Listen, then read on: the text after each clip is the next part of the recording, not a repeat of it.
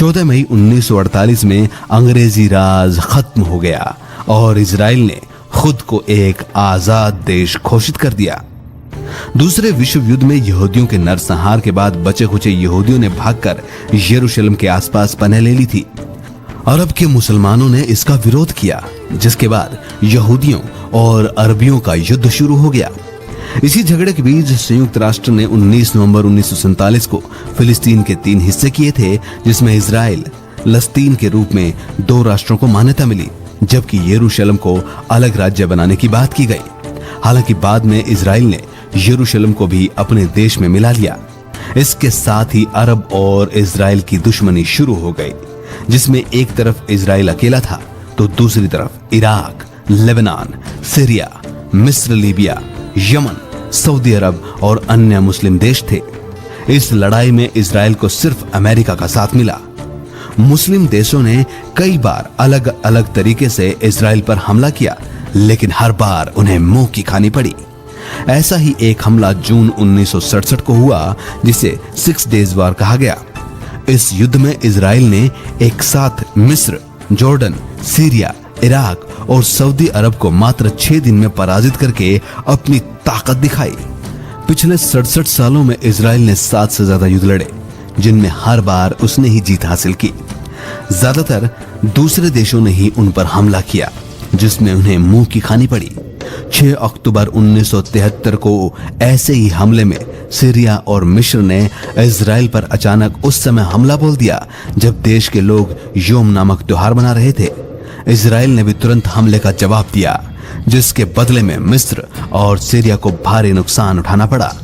1972 में म्यूनिख में हुए ओलंपिक में फिलिस्तीन के आतंकी संगठन ने स्टेडियम के बीच में इजराइल के 12 खिलाड़ियों पर हमला करके उन्हें मौत के घाट उतार दिया था।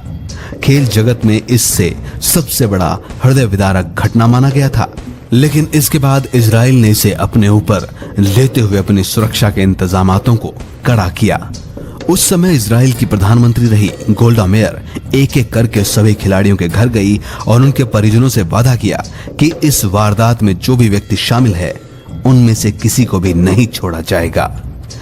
इस घटना का बदला लेने का जिम्मा आया इजराइल की खुफिया एजेंसी मोसाद पर। मोसाद के सदस्यों ने दुनिया के कोने कोने में उन आतंकियों को ढूंढकर दर्दनाक तरीके से मौत के घाट उतारा था। मोसाद का यह ऑपरेशन अंतिम दोषी के मारे जाने यानी लगभग 3 दशक तक चला। ऐसी ही एक घटना 27 जून 1976 को हुई, जब तेल अवीव से पेरिस जा रहे इजराइल के एक हवाई जहाज का फिलिस्तीनी आतंकी संगठन PFF-LF ने अपहरण कर लिया और उसे युगांडा ले गए। युगांडा के तानाशाह ईदी अमीन ने आतंकियों को अपने देश में उतरने की इजाजत दे दी।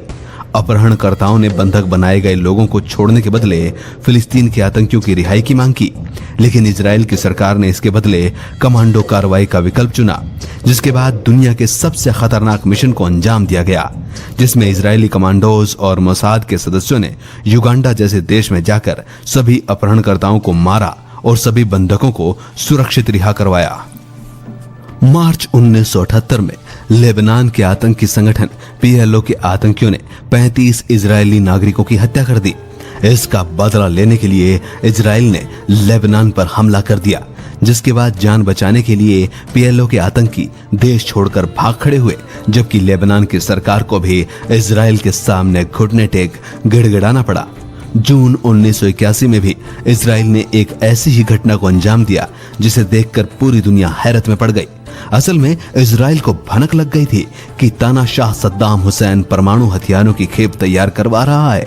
इजराइल ने इसकी जानकारी संयुक्त राष्ट्र और अमेरिका को दी।